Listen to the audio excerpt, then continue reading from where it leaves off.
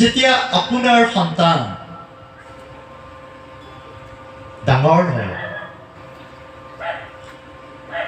আৰু যেতিয়া আপোনাৰ সন্তান বুজিব পৰা হয়, পূৰঠ হয়, মেচিউৰ হৈ যায়, কোৱালিফাইড হৈ যায়, তেতিয়া আপুনি তাৰ পৰা কি বিচাৰে? আমি পিতৃ বা মাতৃ হিচাপে যেতিয়া আমাৰ ল'ৰাজন ডেকাও হৈ যায়,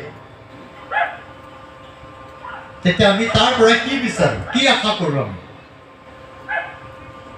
যেতিয়া আমি ৰোৱা গছ এজোপা যেতিয়া ডাঙৰ হয়, লহ পহকৈ বাঢ়ে, ডাঙৰ জোপা হয়, তেতিয়া তাৰ পৰা আমি কি বিচাৰোঁ? ফল। একজেক্টলি যেতিয়া আমাৰ ল'ৰা ছোৱালী যেতিয়া ডাঙৰ হয়, তেতিয়া আমিও তেওঁলোকৰ পৰা ফল আশা কৰোঁ, ছাপৰ্ট আশা কৰোঁ, নহয় জানো? মই পিতৃ হিচাপে ইচ্ছা কৰোঁ মোৰ ল'ৰাটো কামিয়াব হওক, মোৰ কাৰণে নহয়। এনেকুৱা পিতৃ মাতৃ কোনো নাই যিজনে এনেকুৱা স্বাৰ্থ লৈ পঢ়াই ল'ৰা ছোৱালীক যে তই পঢ়, তেতিয়াহে আমি বুঢ়া বুঢ়ী হ'লে খাম, নহ'লে আমি কি খাম, এনেকুৱা নহয় কাৰো, হয় নহয়? আমি এনেকুৱা ভাবোঁ আমি খাম নাখাম এইটো কোনো ডাঙৰ কথা নহয়। এই ল'ৰা এই ছোৱালী পঢ়ক, সিহঁতে ভালকৈ খাওক, আমাক নিদিলেও নাই, আমি ভিক্ষা কৰি হ'লেও কাম, হয় নহয় বাৰু পিতৃ মাতৃসকল? তো আমি ইচ্ছা কৰোঁ আমাৰ ল'ৰা ছোৱালীবিলাক পঢ়ক, তেওঁলোকে নিজৰ ভৰিত থিয় হওক। একজেক্টলি যেনেকৈ আপুনি আৰু মই এজোপা গছ ৰুলে যেনেকৈ ভাবোঁ ফল উৎপন্ন, ফল তাৰ পৰা পাবলৈ, আৰু যেনেকৈ আমাৰ যেতিয়া ল'ৰা আৰু ছোৱালী ডাঙৰ হয়, তেতিয়া আমিও তেওঁলোকৰ পৰা ছাপৰ্ট বিচাৰোঁ, তেওঁলোকে উপাৰ্জন কৰাটো বিচাৰোঁ, তেওঁলোকে পৰিশ্ৰম কৰাটো বিচাৰোঁ, কাম কৰাটো বিচাৰোঁ। তেনেকৈ ঈশ্বৰেও তেওঁৰ পবিত্ৰ তেজেৰে কিনা মণ্ডলীৰ পৰা তেওঁ আশা কৰে। তেওঁ আশা কৰে, তেওঁ বাট চাই থাকে যে মোৰ পবিত্ৰ তেজেৰে কিনা এই যি মণ্ডলী, আজি এই মণ্ডলী 100 বছৰ হ'ল। Praise the lord, hallelujah. 100 বছৰ হ'ল। আমি এইটো গৰ্ব কৰিব পাৰোঁ 100 বছৰ হ'ল, কিন্তু আপোনাৰ বয়স যিমানেই নহয়, আপোনাৰ বয়সটো যিমানেই নহওক, আপোনাৰ কামটো কি সেইটোহে মাইনে ৰাখে, সেইটোহে ইম্পৰ্টেণ্ট, হয় নহয়? আমাৰ মণ্ডলী অহা 31 চনত 100 years হ'ব, আমাৰ দুলাল বাপ্তিস্মটো 31 চনত। তো মণ্ডলী যেতিয়া আছে, খ্ৰীষ্টই যেতিয়া নিজৰ পবিত্ৰ তেজেৰে তেওঁ মণ্ডলী আনিলে, বনালে, কিনিলে, মণ্ডলী স্থাপন যীশুৱে কৰিলে। মই সেই শিলৰ ওপৰত মোৰ মণ্ডলী স্থাপন কৰিম বুলি তেওঁ মণ্ডলী স্থাপন কৰিলে, আৰু সেই যিটো মণ্ডলী স্থাপন কৰে, সেই মণ্ডলীৰ এক বিশেষ উদ্দেশ্য আছে। আজি দিলজান মণ্ডলীয়ে হওক বা আজি মোৰ জলহাট মণ্ডলীয়ে হওক বা হোৱাট এভাৰ চাৰ্চ, যিকোনো মণ্ডলী, বাপ্তিষ্ট হওক, লুথাৰান হওক, হোৱাট এভাৰ যিকোনো মণ্ডলী হওক, আমি এই ডিনমিনেশ্যনলৈ কেতিয়াও তৰ্ক বিতৰ্ক হ'ব নাপায় দেই, নালাগে, কোনো দৰকাৰ নাই। প্ৰত্যেকটা মণ্ডলী, সেই প্ৰত্যেকটা মণ্ডলীৰ এটা দায়িত্ব আছে, এটা উদ্দেশ্য আছে। ঈশ্বৰে যদি এই মণ্ডলী, ঈশ্বৰে যদি তাত আছে আৰু ঈশ্বৰৰ ইচ্ছামতে যদি মণ্ডলী হৈছে, তেতিয়া এই মণ্ডলীত ঈশ্বৰৰ উদ্দেশ্য আছে। কি উদ্দেশ্য আছে? প্ৰথম উদ্দেশ্য হ'ল আত্মা জয় কৰা। প্ৰেজ দ্য লৰ্ড, আত্মা জয় কৰা কাম নম্বৰ 1।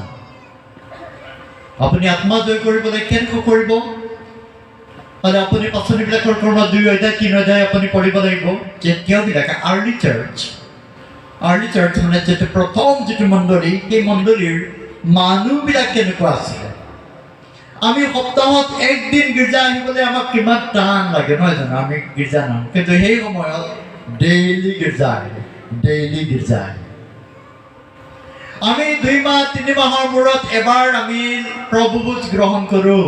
তেওঁবিলাকে নিতৌ ধৰ্মধামলৈ যায় আৰু নিতৌ তেওঁবিলাকে পিঠা ভাঙে আৰু কি কৰে? প্ৰাৰ্থনা কৰে। তেওঁবিলাক চব এক হৈ গ'ল। যিমান মানুহে খ্ৰীষ্টক গ্ৰহণ কৰিলে, তেওঁবিলাক এক হ'ল, ওৱান মাইণ্ড, ওৱান ইউনিটি, এক ঐক্যতা, এটা মনৰ মানুহ। তেওঁলোকৰ সকলো সম্পত্তি তেওঁলোকে বিক্ৰী কৰি উমৈহতীয়াকৈ থলে না সম্পত্তিবিলাক বিক্ৰী কৰি দিলে আৰু আত্মা জয় কৰা কামত তেওঁলোকে লাগি গ'ল। তো আমি চাইছোঁ ফাৰ্ষ্ট চেঞ্চুৰী প্ৰথম শতাব্দীৰ মণ্ডলীটো it was growing like anything means very faster than anything else. বহুত সোনকালে বহুত দ্ৰুত গতিৰে বাঢ়ি গ'ল ফাৰ্ষ্ট চেঞ্চুৰীৰ মণ্ডলীত। কি কাৰণে? এই ইউনিটি আমি ইমান আলোচনা নকৰোঁ। আপুনি যদি ৰিয়েলি চাব বিচাৰে তেতিয়া আপুনি 3 অধ্যায় আপুনি চাব, পাচনিবিলাকৰ ক্ৰমত 2 অধ্যায় 3 অধ্যায় মণ্ডলী কেনেকৈ হ'ল এইবিলাক আপুনি চাব। তো আমাৰ মণ্ডলীবিলাক যিমান পূৰ্ণ হয়, বহুত মণ্ডলীবিলাক যিমান পূৰ্ণ হয় ইমান চেঁচা হৈ থাকে, ফাট মেলে, ইউনিটি নাথাকে। যেনেকৈ কংগ্ৰেছ আৰু বিজেপি আৰু এজিপি থাকে, মণ্ডলীবিলাকতো তেনেকৈ থাকে। ভিতৰত কিছুমানৰ ষড়যন্ত্ৰও থাকে। কোনোবা এজন আহিছে ওলাই, তাক আমি উৎসাহ নিদি তাক কেনেকৈ আৰু বেন কৰিব পাৰি এইটোও থাকে। চব ধৰণৰ থাকে। আৰু এইবিলাকৰ কাৰণে কোনেও কাকো বেয়া পাব নালাগে। এইবিলাক মানুহবিলাক ভালে থাকে, ছয়তানে ব্যৱহাৰ কৰে দেই, আমি বুজি পাব লাগিব এইটো। ছয়তানে মানুহবিলাকক ব্যৱহাৰ কৰে। এনিৱে মণ্ডলীৰ প্ৰথম কামটো হ'ল আত্মা জয় কৰা। আত্মা জয় কৰা। আপুনি আত্মা জয় কৰিব লাগিব। আপোনাক ঈশ্বৰে যে দেওবাৰে উঠি পেলাই গীৰ্জা গৈ পেলাই শিক্ষা শুনি দান আৰু মুঠি চাউল দি পেলাই ঘৰ আহি গোটেই সপ্তাহটো নিজৰ কাম কৰিবলৈ আহ্বান বা মনোনীত কৰা নাই। ৰিয়েলি যদি আপোনাক ঈশ্বৰে মনোনীত কৰিছে তেন্তে আপোনাৰ জীৱনত ঈশ্বৰৰ এক বিশেষ উদ্দেশ্য আছে। Praise the lord. উদ্দেশ্য আছে, আপোনাৰ জীৱনত অভিপ্ৰায় আছে, ঈশ্বৰৰ এক লক্ষ্য আছে। আৰু যেতিয়া আপুনি তেওঁৰ ওচৰত চাপে তেতিয়া আপুনি জানে, আৰু যদি আপুনি ওচৰত নাচাপে তেতিয়া নাজানে। আৰু প্ৰত্যেকজন বৰ্ণ এগেইন পাৰ্চন, নতুন জন্ম পোৱা মানুহৰ ওপৰত ঈশ্বৰৰ এক উদ্দেশ্যৰ লক্ষ্য থাকে আৰু তাক তেওঁ সিদ্ধ কৰে। 100 বছৰ হোৱাৰ লগে লগে ঈশ্বৰে ইচ্ছা কৰে যেন এই মণ্ডলী আমি কুকুৰা এটা আনিলে কেনেকৈ আশা কৰি থাকোঁ কেতিয়া আণ্ডা দিব, কেতিয়া চেংনাবিলাক হ'ব, নহয় জানো? এটা ছাগলী, ডাঙৰি ছাগলী এজনী আনিলে আমি কেতিয়া পোৱালি জগিব ইচ্ছা কৰোঁ নে নকৰোঁ? আমাৰ গাই এজনীলৈকে কেতিয়া পোৱালি, ঈশ্বৰেও ইচ্ছা কৰে এই মণ্ডলীৰ পৰা কেতিয়া পোৱালি হ'ব, এই মণ্ডলীৰ পৰা কেতিয়া পোৱালি হ'ব, এই মণ্ডলীয়ে কেতিয়া মাতৃ হ'ব, কেতিয়া তেওঁলোকৰ সন্তান জন্ম হ'ব। তাৰমানে কি? এই সন্তানটো মানুহ মানে আত্মিক মানুহ, আত্মা জয় কৰা, সেইটো হৈছে প্ৰধান কৰ্তব্য। প্ৰধান এনেকুৱা কম কৰোঁতে বহুত আছে। আমি নিজে ফনিয়াই চাব লাগে যে 100 বছৰত আমাৰ মণ্ডলী ক'ত আছিলে, প্ৰথমে কিমান আছিলে পৰিয়াল, এতিয়া কিমান হ'ল, কিমান অগ্ৰগতি লাভ কৰিলোঁ। আমাৰ মণ্ডলীৰ পৰা আমি কেইজন নেতা আগবঢ়াব পাৰিলোঁ, আমাৰ মণ্ডলীত কেইজন থিয়লজি কৰিলে, বাইবেল স্কুল কৰিলে, আমাৰ মণ্ডলীত কেইজন এভাঞ্জেলিষ্ট আছে, কেইজন টিচাৰ আছে, কেইজন প্ৰিচাৰ আছে। সেইবিলাক হৈছে মণ্ডলীৰ ফলবিলাক, নহয় জানো? কিন্তু চবতকৈ ডাঙৰ কাম হ'ল আত্মা জয় কৰা।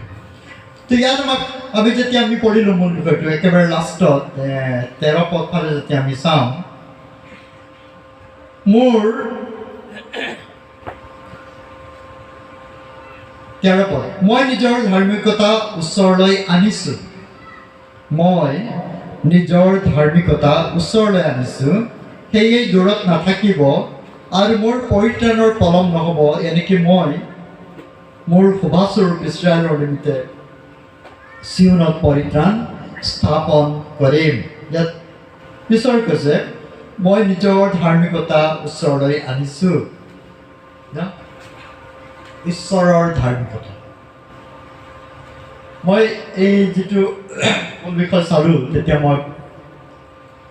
মোক কিয় জানো গেৰাচনিয়াৰ সেই মানুহজন যে পগলা মানুহ, লোক 8 অধ্যায় 38, 39 এনেকৈ যদি আপুনি চাই গেৰাচনিয়াৰ সেই পগলা মানুহটো, আৰু সেই মানুহজনক গাঁৱৰ মানুহবিলাকে বান্ধি ৰাখিব নোৱাৰিছিলে, আৰু সেই মানুহজনক শিকলিৰে বান্ধি লৈ সি ছিঙি দিছিলে, শিলেৰে তাৰ নিজে ক্ষত হৈছিলে, নিজকে হানি কৰিছিলে, কাপোৰ পিন্ধা নাছিলে, সি বিবস্ত্ৰ হৈ ফুৰিছিলে, মানুহৰ লগত ঘৰত গাঁৱত নহয় সি ক'ত আছিলে, মৈদামনিত আছিলে, আৰু প্ৰায় কি হৈ গ'ল জংলী মানুহৰ নিচিনা, সেই বাটেদি মানুহ যাবলৈ ভয় কৰে।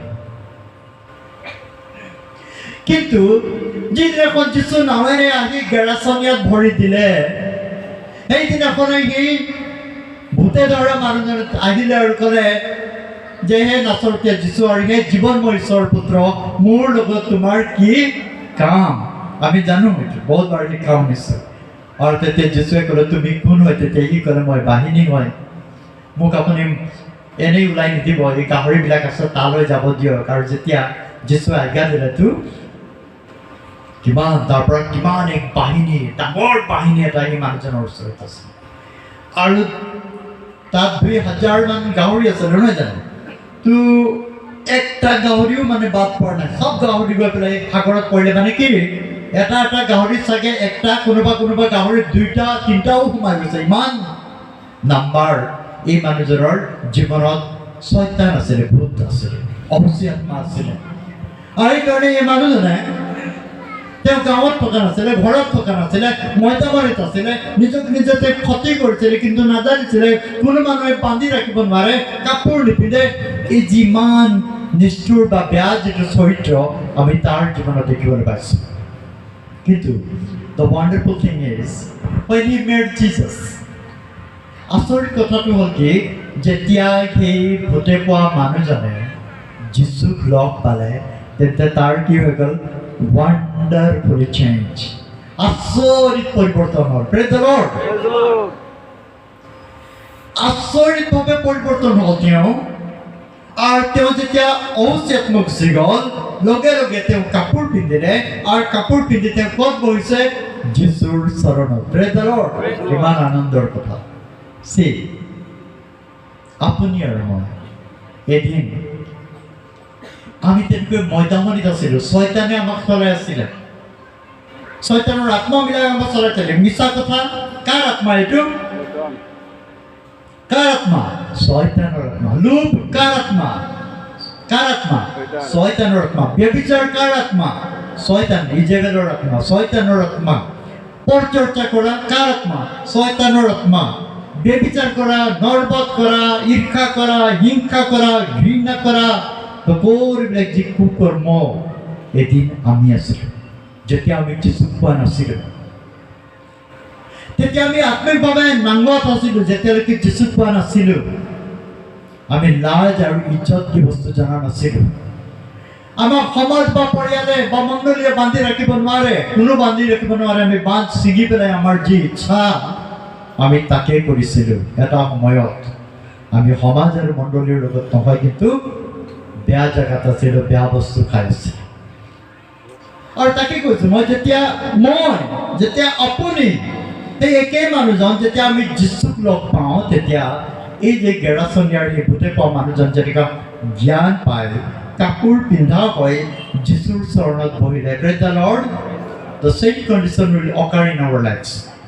একেই ধৰণৰ অৱস্থা আমাৰ জীৱনত হ'ব যেতিয়া আমি যিছুক লগ পাম পাৰ্চনেলি, ব্যক্তিগতভাৱে। তেতিয়া আমাৰ জীৱনত কি হ'ব? আমিও কাপোৰ পিন্ধিম আৰু যিছুৰ চৰণত বহিম। যিছুৰ চৰণত বহাৰ অৰ্থটো কি? লিচেনিং হিজ ভইচ, যিছুৰ মাত শুনিবলৈ। এতিয়া আমি যদি যিছুক আমি পাইছোঁ লগ, আমি কিমানে যিছুক লগ পাইছোঁ?